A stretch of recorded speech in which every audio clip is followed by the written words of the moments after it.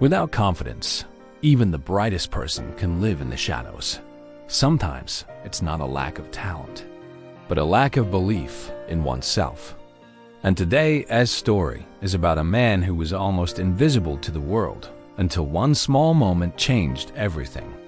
Stay with me till the end, because by the time this story finishes, you might just believe in your own voice a little more too. In a quiet village surrounded by yellow fields and dusty streets lived a man named Nafees. He was in his early 30s, quiet as a soft breeze, and so gentle that even children were never scared of him. Every morning, he opened the small tea stall owned by his boss, Ustad Karim. While people laughed, argued, and shared gossip over hot cups of chai, Nafees worked silently in the corner pouring tea, wiping tables, and avoiding eye contact with almost everyone. People in the village called him slow or simple. Some teased him. Others ignored him completely. But what no one knew was that Nafees didn't stay silent because he had nothing to say. He stayed silent because he was terrified of saying something wrong. Words felt like stones in his throat, heavy, stuck, and impossible to lift. One morning, Ustad Karim said he had to visit a relative and would be gone for 2 days. He placed the stall keys in Nafees' hand and said, "Take care of the shop. And don't make mistakes." Nafees' heart began racing. He nodded, but fear was already tightening in his chest. The day did not go well. A customer asked for less sugar, and Nafees accidentally made the tea too sweet. Another complained that he forgot salt in the snacks. A group of boys joked loudly, "Bye, does he even know what he's doing?" The worst moment came when Nafees served tea to a man wearing a crisp white shirt. His hands were shaking so much that the cup slipped, spilling hot tea all over the man's sleeve.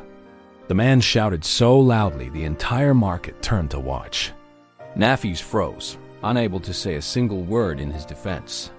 By evening, he felt crushed, humiliated, embarrassed, and terrified of what his boss would say when he returned.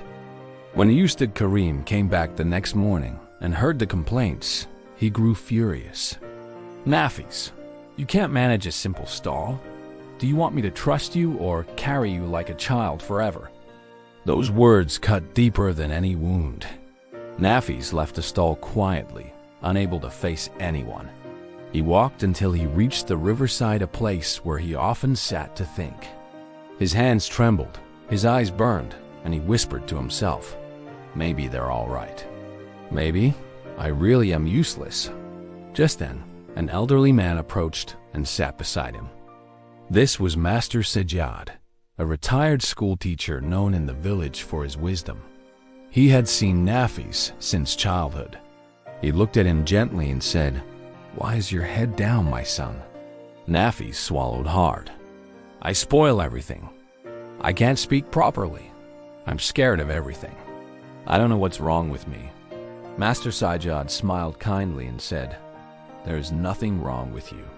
You've simply never learned how strong your voice really is."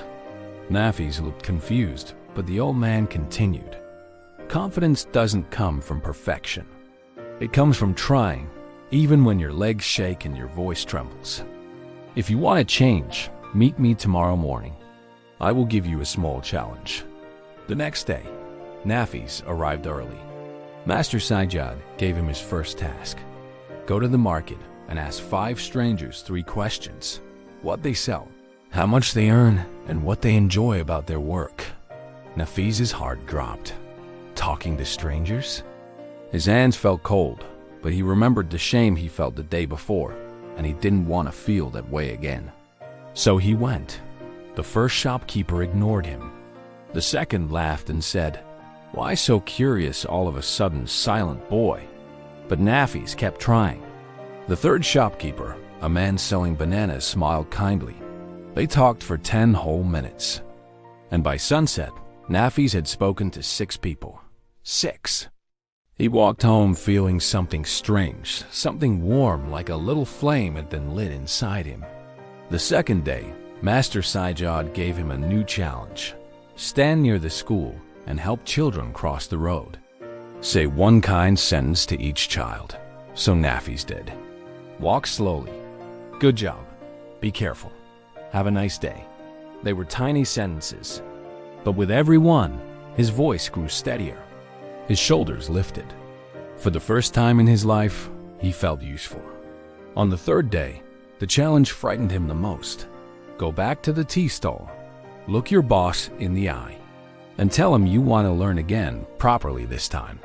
Nafees felt his knees weaken, but he went anyway. He stood at the stall door, took a deep breath, and said with a clear, firm voice, "Ustad, I made mistakes, but I want to improve. Please teach me again. I won't run away from fear anymore." The tea stall fell silent. For a moment, his boss just stared. Then slowly, his expression softened. "All right, Nafees," he said quietly. "If you want to learn, I will teach you." And that day marked the beginning of his transformation. Weeks passed. Nafees practiced speaking clearly. He learned how to handle customers, how to stay calm, how to say no when someone tried to take advantage of him. The villagers began noticing the change. "Is this the same Nafees?" they whispered. "He speaks so confidently now." One afternoon, a traveler stopped by the stall and said, "You run this place so nicely. Are you the owner?" Nafees felt something he had never felt before: pride. He smiled and replied, "Not yet, but maybe one day." And that is the magic of self-confidence. It does not arrive suddenly. It grows slowly, quietly, one small, brave step at a time. You don't have to be the loudest, the smartest, or the strongest. You just have to believe. I can learn. I can try. I can improve. That one belief can transform your entire life. If this story touched your heart, give it a like, leave a comment, and subscribe for more stories that inspire you to grow in English and in life. Until next time, stay patient, stay brave, and never stop believing in your own voice.